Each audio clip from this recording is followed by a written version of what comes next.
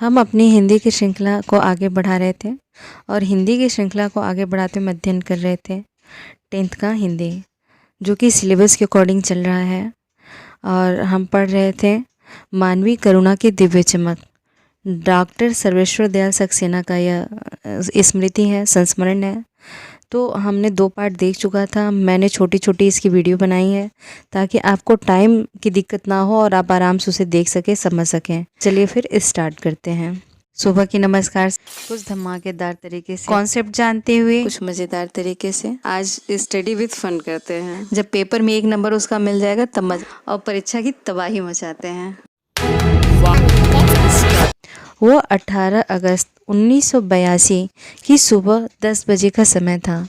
दिल्ली में कश्मीरी गेट के पास निकलसन कब्रगाह में उनका ताबूत एक छोटी सी नीली गाड़ी से उतारा गया।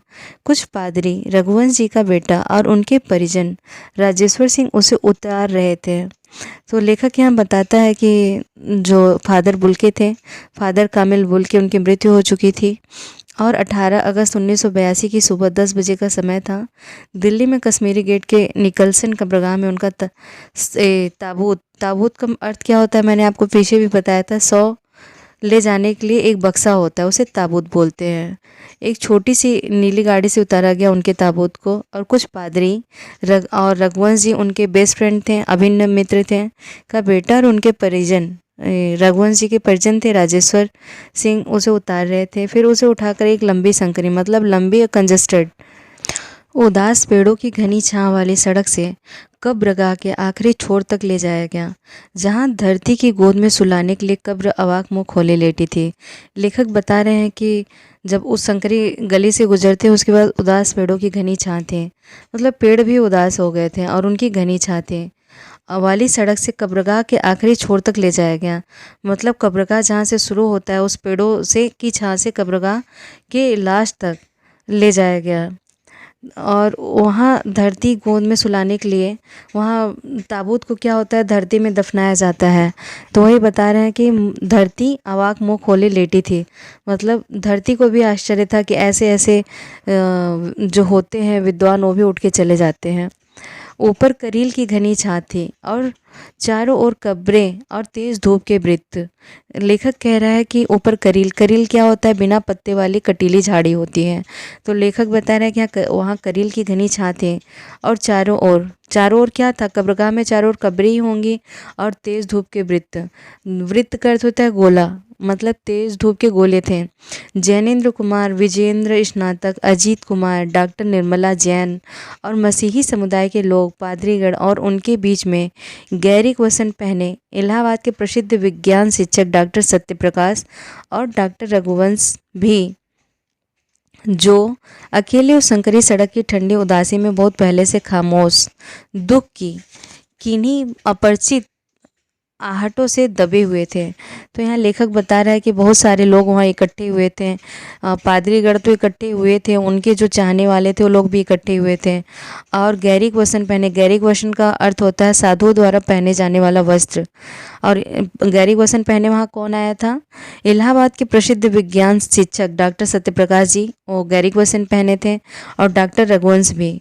और वो लोग क्या था कि अकेले उस संकरी सड़क की उस ठंडी उदासी में बहुत से खामोश दुख की किन्हीं, माने वो बहुत ज़्यादा दुखी थे और ऐसा लग रहा था कि वो ठंडी उदास सड़कों में बहुत दुख से दबे हुए हैं, एकदम जैसे लग रहा है अपरिचित आहटों से, माने किसी के पदचाप से दबे हुए हैं। और सिमट आए थे कब्र के चारों तरफ। और सब सिमट आने का अर्थ है मतलब एक जगह इकट्ठा हो जाना, सिमट जाना। जैसे कोई चीज़ फैला है उसे आप समेट लो तो उसे कहते हैं सिमट जाना, मतलब उतने जितने लोग थे एक कब्र के चारों तरफ सिमट गए थे। अब फादर की देह पहले कब्र के ऊपर लिटाई गई। मसीही विधि से अंतिम संस्कार शुरू हुआ। रांची के फादर पास्कल तोयना के द्वारा उन्होंने हिंदी में मसीही विधि से प्रार्थना की। फिर सेंट जेवियर्स के रेक्टर फादर पास्कल ने उनके जीवन और कर्म पर श्रद्धांजलि अर्पित करते हुए कहा, फादर बुल्के धरती में जा रहे हैं, इस धरती से ऐसे रत्न और पैदा हो।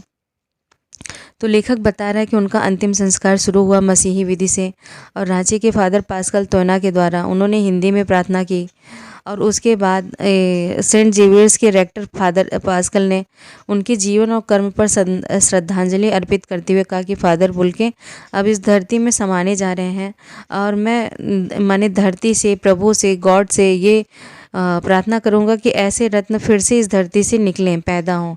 डॉक्टर सत्यप्रकाश ने भी अपनी श्रद्धांजलि में उनके अनुकरणीय जीवन को नमन किया। श्रद्धांजलि का अर्थ होता है कि जो मृत व्यक्ति है उसके लिए अपने श्रद्धा वाली बातें बताना है, या फिर उनको श्रद्धांजलि देना, श्रद्धांजलि पुष्प देना, या फिर उनके अच्छे बातों को याद करना, उसे भी श्रद्धांजलि कहते हैं। और उनके अनुकरणीय जीवन को नमन किया। तो बता रहे हैं डॉक्टर सत्यप्रकाश ने भी अपनी श्रद्धांजलि में, माने वो जब डॉक्टर सत्यप्रकाश अपनी श्रद्धांजलि दे रहे थे तो उनके अनुकरणीय जीवन मतलब फादर बुल्के का जीवन कैसा था, दूसरों के अनुकरण करने लायक था, उसको उन्होंने नमन किया। फिर देह कब्र में उतार दी गई। मैं नहीं जानता इस सन्यासी ने कभी सोचा था या नहीं कि उनकी मृत्यु पर कोई रोएगा, लेकिन उस क्षण रोने वालों की कोई कमी नहीं थी। नम आंखों को गिनना स्याही फैलाना है। लेखक यहाँ कह रहा है कि फादर बुल्के सन्यासी थे, मैं नहीं जानता कि उन्हें ये चीज़ का एहसास था कभी कि नहीं कि उनके जाने पर कोई रोएगा, लेकिन मैं यहाँ जितने लोगों को देख रहा हूँ सबकी आंखें नम है, उसे गिनना बहुत ही मुश्किल है। और उसको गिनना ऐसा है कि जैसे स्याही फैलाना। स्याही फैलाना कर जानते हैं आप, एक बूंद कहीं स्याही गिर जाए तो अपने आप चारों तरफ फैलती जाती है। तो उसी प्रकार लेखक कह रहा है कि उनको गिनना असंभव है, जितनी आंखें थी सारी आंखें नम थीं। इस तरह हमारे बीच से वह चला गया जो हमें से सबसे अधिक छायादार, फल फूल गंध से भरा और सबसे अलग, सबका होकर सबसे ऊंचाई पर मानवीय करुणा की दिव्य चमक में लहलहाता खड़ा था, जिसकी स्मृति हम सबके मन में, जो निकट थे किसी यज्ञ की पवित्र आग की आंच की तरह आजीवन बनी रहेगी। मैं उस पवित्र ज्योति की याद में श्रद्धान्वित हूँ। लेखक कहता है इस तरह हमारे बीच से वह चले गए। कौन चला गया? फादर बुल्के, जो हमसे सबसे अधिक छायादार, फल फूल गंध से भरा, मतलब उनका नेचर कैसा था कि सबको सहारा देना, और उनके अंदर ऐसी मानवता की सुगंध भरी हुई थी कि सबसे अलग, सबका होकर भी सबसे निर्लिप्त और सबसे ऊंचाई। उनकी तुलना पहले उन्होंने देवदार वृक्ष से की थी जो सबसे ऊंचा होता है। तो सबसे ऊंचाई पर मानवीय करुणा की दिव्य चमक में लहलहाता खड़ा था, जैसे कोई फसल को बहुत अच्छी खाद पानी मिली हो और वो अलग ही चमकता और लहलहाता रहता है। तो वैसे ही यहाँ लेखक की कल्पना है कि मानवीय करुणा की दिव्य चमक में, मतलब उनके अंदर इतनी करुणा थी, इतना प्रेम था, इतनी पवित्रता थी कि वो अलग ही चमक थी उसकी और लहलहाता हुआ वो खड़ा था, जिसकी स्मृति में हम सबके मन में उनके निकट, मतलब उनकी स्मृति ऐसी थी कि जो उनके निकट था वो ऐसा प्रतीत होता कि यज्ञ की पवित्र आग की आंच की तरह आजीवन बनी रहेगी। मतलब आप जब यज्ञ करते हो, हवन करते हो, तो उसकी आंच और उसकी सुगंध काफ़ी देर तक बना रहता है घर में पूरे, और अच्छा लगता है। तो वैसे ही लेखक कह रहा है कि उनकी जो स्मृति है वो किसी यज्ञ से कम नहीं है, उसकी पवित्र आग की आंच की तरह आजीवन हमारे जीवन में, आजीवन मतलब जीवन भर बनी रहेगी। मैं उस पवित्र ज्योति, तो लेखक कह रहे हैं मैं उस पवित्र प्रकाश को श्रद्धान्वित हूँ, मतलब मैं सम्मान से उनके लिए सर झुकाता हूँ। तो उम्मीद करती हूँ कि आपको ये समझ में आया होगा। पसंद आया तो प्लीज़ लाइक शेयर सब्सक्राइब करना ना भूलें। धन्यवाद।